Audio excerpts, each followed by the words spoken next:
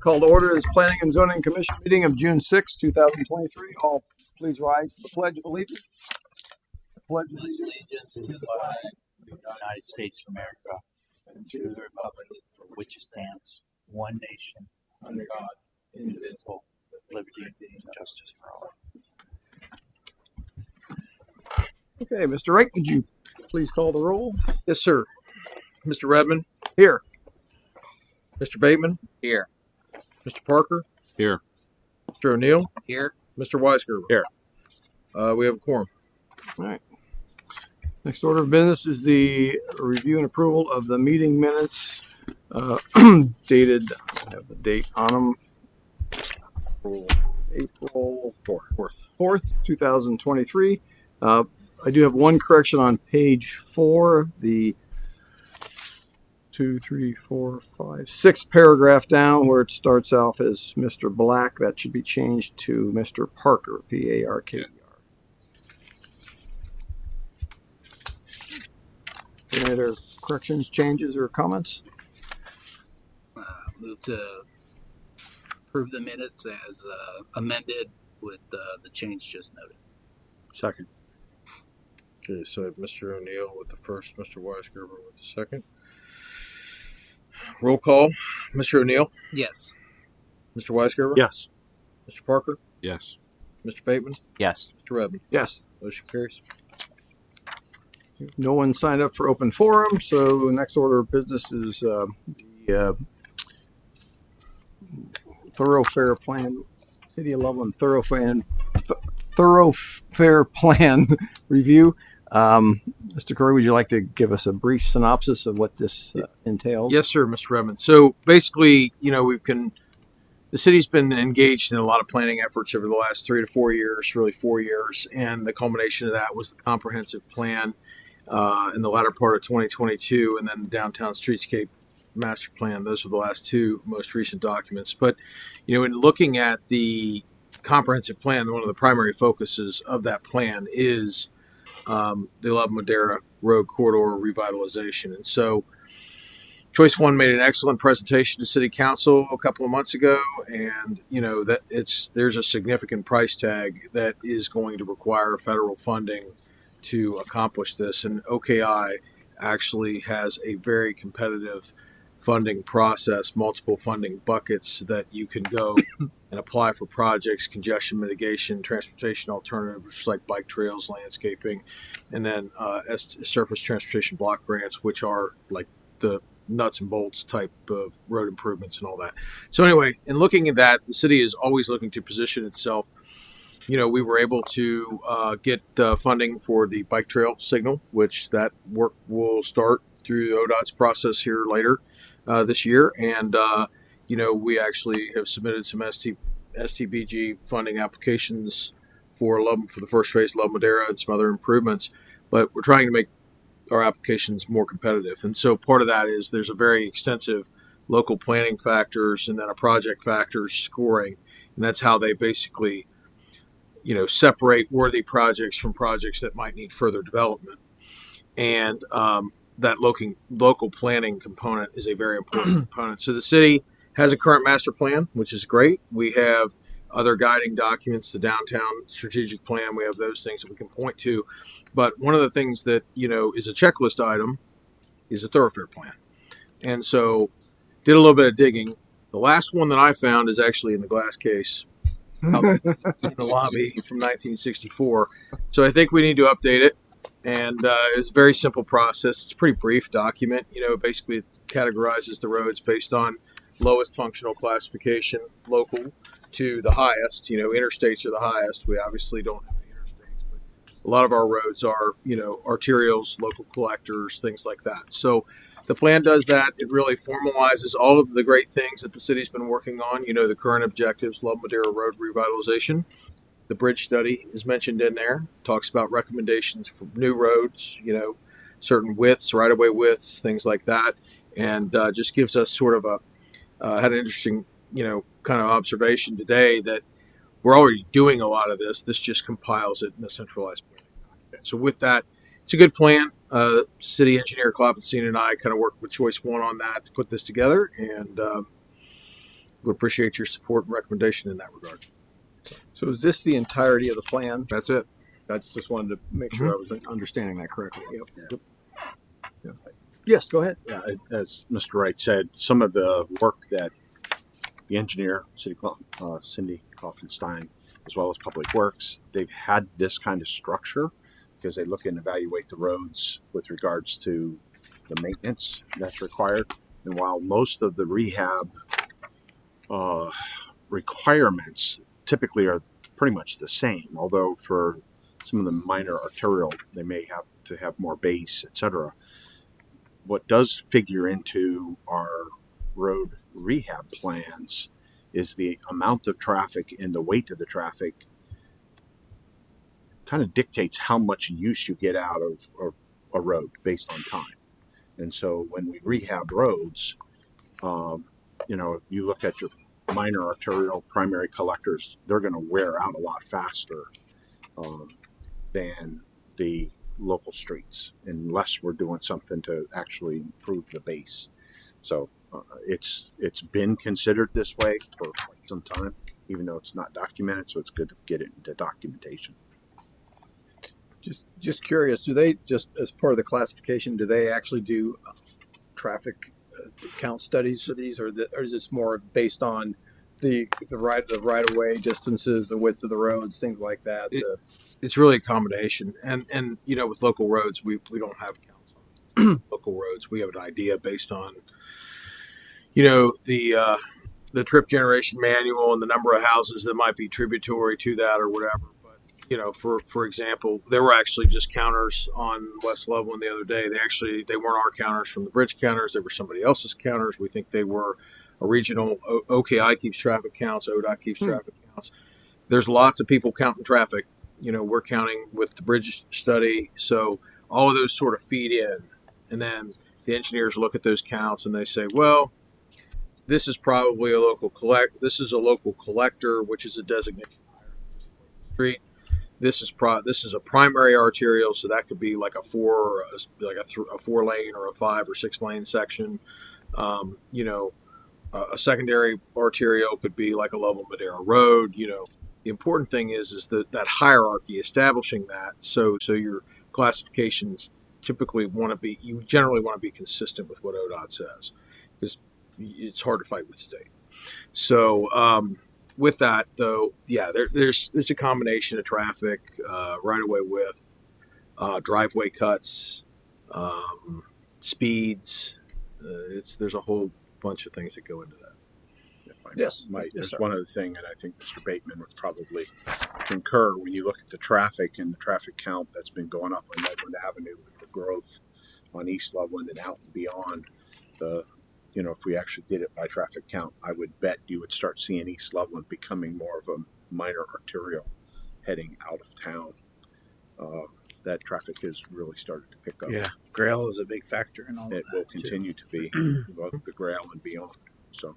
I guess that's a good question. Do they update this? Does this get updated when things change? The goal would be to update it more often than we have. Yeah. For sure. I think a good rule is you should look at your plan every 5 years and maybe update So every 10. 50 years is not a good sequence. No, generally not. No, one thing regarding East Loveland, I think I saw it was listed in 2 different categories. I think it was, so I thought that was interesting how it listed both as a primary collector and a minor arterial. Yes, and that's that downtown influence that you have in that immediate intersection there. The other thing I was curious about with this, because you're right in that there are a lot of ongoing projects and existing planned infrastructure improvements that are listed in here.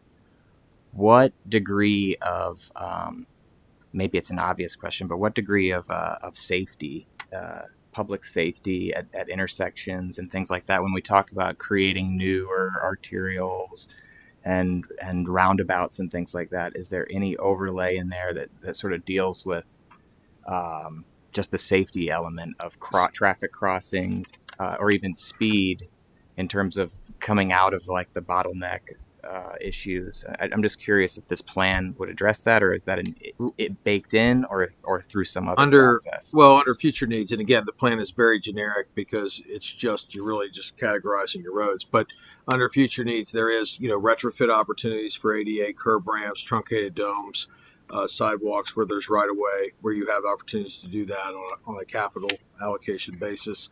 Right of way acquisition if needed to cure a defect or an existing condition, and being strategic about that. And then also the ITS solutions, which are, the integrated signals and all that, the emergency preemption, all of those things the city is already doing and will continue to do as we look at those intersections to, make them safe. And then, where specific safety issues do come up, there are different buckets of funding. Again, those typically require a whole different level of analysis. So they call them, either abbreviated or like a full safety study where you have to do full counts. You got to look at traffic and accident histories. They look at injuries per miles traveled, all of those things. And that's a whole separate kind of ball of wax. Because there are dedicated pots of money for that. So again, part of this is trying to look for all of these pots of funds that we have, right, and position ourselves that we can, if you don't have this, you don't get any points, but if you have one, you get more points. And so that's sort of being strategic about that. While it's fairly nice, it is a very macro view. It checks off the boxes for we quote we cite every time we go after funding for Nisbet Park. We cite the plan. We cite the public input that went into the Nisbet Park plan. So we're getting points for that. That's part of, because we did 4 plans in 3 years. Except remember, we did streetscape, downtown, comprehensive plan, and Nisbet Park. And citing that there's whole sections in most grant applications that request, please describe public planning and please describe planning initiatives and public input. Well, that's why we score well with Nisbet, because you couldn't have done much better than what went into Nisbet. So, and the nice thing about this plan is because it's a very technical type plan. It's an engineering document, is what it is, or a guidance document. We had the best person working on it, Cindy. I mean, there's nobody that knows our infrastructure better in the city than Cindy. And once we got back the initial kind of the template. Okay, Cindy, what else do we need to put in here to make sure that we address these or specific items? And that was, there were a lot of good points in that. Just a couple other things, access management, that's a safety issue. Is it driveway conflicts, site distances, all of those things. But again, it's a very generic document for a reason. So we also need to be nimble and flexible. So if we were to go, for instance, for I'm just using the example of 5 Points intersection, and you wanted to get a grant to improve that through whatever, you would have a study done of that. Yeah, we would actually look at that specific, but you'd reference this document if you went out to like a funding source. Yeah, or let's say that you want to go after safety funds for to replace a 4-way intersection with a roundabout. Okay. Well, you would have to study crash data. Right. That would be a supporting document, and then when you go to that, they're probably going to ask you what your thoroughfare plan is. Yeah, got it. Okay, so makes sense. It all fits in the puzzle. Yeah, I mean, the basis for my question is really around, as I'm reading through this and thinking about areas like Wall Street, East Loveland, where you've got a lot of high speed, and that probably would only increase as you start making downtown more of a destination, and even Loveland Madeira, and the current sidewalk infrastructure on Loveland Madeira. You see it on a big event days or things like that. Sometimes that can be a dangerous. It's crowded. Yeah, and that's not a walkway on one side. So I was just curious if that was something that was a specific call out in a plan like this, or it just, as you explained, more this is germane to the specific projects because as we saw with council with the choice one has. Level Madeira, they have looked at that backwards and forwards, and we got the typical section, kind of that snapshot that has both the sidewalk on one side where it's more of a traditional, what I call urban sidewalk profile, like a 6 to 8 foot sidewalk. But then you have this shared use, multi-use path on the other side that really creates a whole different feel and flavor for that corridor. And then you couple that with strategic medians that don't completely restrict the road and allow for, targeted access control and left turning movements and access for emergency vehicles, but also allow you to control speeds and do those things, and also provide pedestrian refuge places. That's critical. And every project, the other cool part about the funding rubric and the kind of the way that all works is you get points for pedestrian strategies. You get points for for stormwater infrastructure. I mean, there's a reason why they build the process to get what the federal and state guys want you to be doing with your projects. So, because at the end of the day, you put a catch basin in, use an example, a green catch basin with a tree or a tree well or whatever.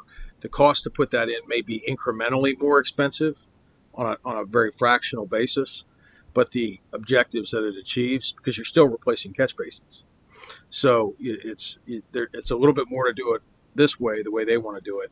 But if it's in your application, just like this, if it's mentioned in your application and it's consistent, they check the box and you get more points, which means you have access to federal funds. I will tell you, I was at OKI today. I chaired my last meeting as ICC chair today. And they received, I think the number was north of $70-something million in applications, and they have 40-something million available. Wow. So it's a factor of almost 2 to 1. That's typically how that goes. We're going to see that with this big Appalachian funding we're going after for downtown, for the streetscape plan and for Nisbet. They may get $1 billion worth of requests. There's 32 counties that have been working on it and buddying up. So maybe it's not the worst thing in the world when they told us that the parking garage was no longer eligible. It allows us to be more competitive to do all of Nisbet plan. Yep. So I think that at this point, you just sort of have to know what this is. It's a tool for Corey to use and for Choice One to use for funding. It's not meant to be It's a guiding document. the box checker. Mm-hmm. It's a box checker. Yep. You don't want to leave points on the table. But So- to Andy's question, it does not create or trump anything at the state level from a safety perspective. Nope. Safeties at the state levels, all uniform traffic codes Mhm. and making sure that MUTCD. we have to Yep. comply. But- So all of that is in the standard code. Mhm. And let's be honest, if the comprehensive plan was a true, more comprehensive, it got tuned in to be mostly a Love of Madeira Road plan. Yes, it talks about connecting our communities, but that document may very well be the main reason that so much momentum was put towards something that you'll see maybe groundbreaking 2027.